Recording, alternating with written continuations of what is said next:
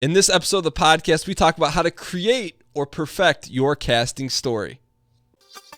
Welcome to the How to Get on Reality TV podcast with Dan Giesling, where I answer your reality TV casting questions once a week. Welcome to episode 41 of the How to Get on Reality TV podcast. I'm excited to be here today. I hope you're excited to be listening because we have another great question that ties in a little bit with episode 40, and which kind of stems on storytelling and perfecting your personal story. We have a great personal example from an audience member. And before we get into that, I do want to let you guys know about the email list. I talk about it all the time, but every single week, usually the day after the podcast, I send an email out with a link to the podcast and also one tip, taking what we talk about right here one step further and giving you an additional tip you won't get here on the podcast. So it's completely free to sign up. It's one email a week, no spammerino. And you can check that out. You can sign up for it by going to howtogetonrealitytv.net/list, and you can sign up right there.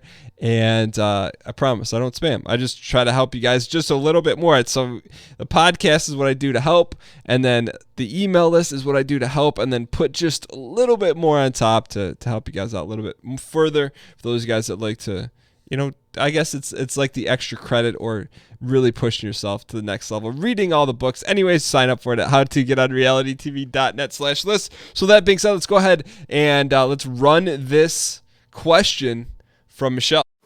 Hi, Dan. Thanks so much for the podcast. I really need your advice on this, and I think other people will struggle with this too.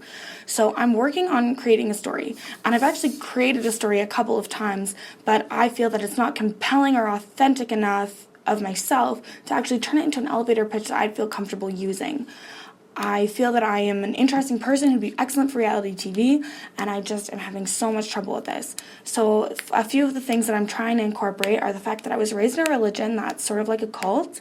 I also grew up on military bases, so I moved around a lot, and the people around me moved away a lot, so people who would be my best friends suddenly would be gone the next day. I've worked in positions where I've had to evict people in my day-to-day life. Guess which reality show I'm interested in? And I've served on a panel about sex and relationships, which I think is honestly the most interesting part, because it's something that not a lot of people would do. Not everyone has sat in front of hundreds of people and answered really awkward questions about STIs and relationships. So I feel like that is something really interesting to incorporate, and I'm just not sure how. Do you have any advice for me? Hey, Michelle, thanks so much for asking your question on the podcast. I appreciate it. I really like questions like Michelle, questions like that Michelle have left that introduce like a broad question, but then gives very, very specific information regarding her story so that I can give a specific example for her that you guys can also learn from that apply to your story. But when you guys give personal examples that you're willing to share, to me, it just makes the podcast that much better. So Michelle, thank you. So let's go ahead and I want to kind of dissect what you said. The first thing that you said is, okay, you've created a story and you're not to a point where you feel like it's not compelling enough, but what you said that's more important is you feel like it's not authentic. And that's the number one thing. I give you credit for feeling that way and acting on it, because your story at the end of the day, you have to be comfortable with it. Now, when I mean comfortable, you have to be comfortable with it, and you don't want to exaggerate. I don't want to say you don't want to exaggerate. You don't want to lie. You don't want to make it seem like it's something that, bottom line, you can't fake a casting story and sell it for the whole casting process. So you don't want to, I had the words down, you don't want to lie about it. You want to elongate or stretch or just throw a little spice into the truth that already exists. And so we're going to do that. We're going to build your story for you, or some parts of it, during this question. But so you mentioned you don't feel comfortable. That's really important, because you're going to have to say your story over and over and over and over again. When it's all said and done, including your video, you're probably going to have to tell your story over a dozen times to many different people just to get you in position to be successful to be on a show. So right away, I want to dissect your story. The first thing you say is, you said that you're part of a religion that sounds like you don't necessarily believe in anymore, or that you're that you've kind of been dragged along with that. That's one point. You mentioned that you moved around a lot. You're kind of like, sounds like a military brat or military baby. You've had a job in which you've had to physically evict people, which to me, I would imagine there's a wide range of stories attached to that. Difficult things you've had to do, difficult people you've had to deal with. I would, if I were, listening to your casting video or your casting interview, I would want to know what's the craziest thing you've seen evicting someone, because I can't imagine that's fun, easy, or I bet sometimes it's really emotionally tough to kick someone out of their home or whatever the situation was.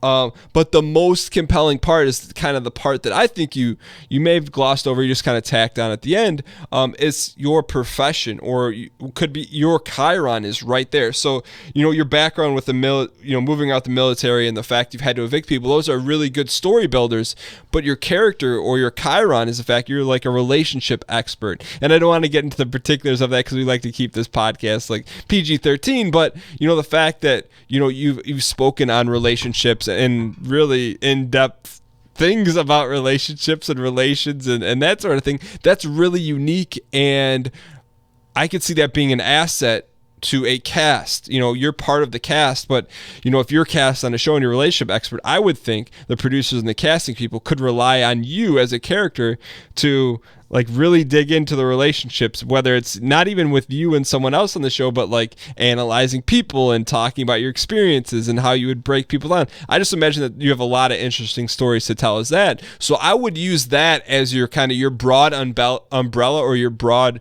stroke story or your Chiron, and then tailor your experiences, with your religion and with your military background and how to evict people, and then how that led to you being a relationship expert. Because I think it's really, really unique. So I hope that, helps you build your story from that standpoint, because it's not always easy to essentially understand what is unique or how to label yourself in casting. And so when you share an example like this, Michelle, it makes it easy for me. Like, I read these things and I listened to your question a couple of times and like, that's it. The first time I heard it, I'm like, okay, this is how she needs to frame herself. But it's not, you kind of got to get you have to remove yourself from how you see yourself and to really kind of tailor what I think is the most interesting parts of your character. Now, if you're not like Michelle and you don't have like a really unique profession or really unique thing that you work on, what do you do? There's always the tried and true method that I always tell people. And I think I even mentioned in the last podcast, create a list of the weirdest, bizarre things about yourself that you're embarrassed of, that you hide, that you only share with your closest friends, maybe not even them. That's a great place to start. Outside of that, what you want to do, I'm also going to include a tip in here in the email list about what you do once you have that list, but then you want to start sharing that story with people. And when you do that, you really need to understand, okay, is this really that engaging? Ask your friends, is this interesting? You know what you could do? One of the things that may work is to essentially plant someone else's name and someone else's personality into the story, and then run it by one of your friends. Be like, hey, I just met someone that said they were this, this, and this. What do you think of that?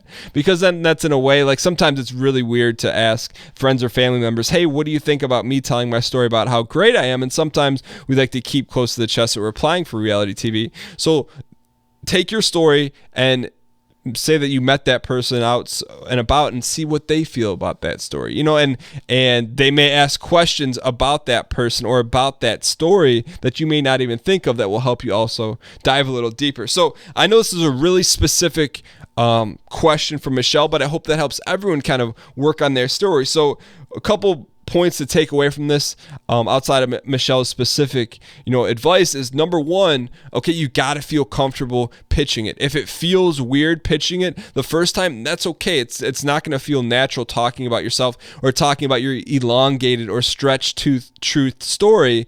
But if you're flat out making things up, that's probably not going to feel like the right thing to do, and it shouldn't, because if you're going to convince someone that you should be cast on a show, they're going to be able to tell very quickly if you're making something up or not, because they see it all the time. So if there's a small truth about yourself that is really interesting, you can stretch that and get some mileage out of it And so don't be afraid to do that. Just don't make up something completely off the wall that isn't true about yourself, because you're going to have to answer questions about that eventually. So with that being said, Michelle, I want to thank you for submitting your question at howtogetonrealitytv.net/ask. As a small thank you, we're going to send you a free digital copy of my book, How a Normal Guy Got Cast on Reality TV. And if you want your question, even if it's as specific as Michelle's on this podcast, go to howtogetonrealitytv.net/ask and submit your voicemail question either through your phone, through your computer, through your tablet. It's really easy. You can record it, send it,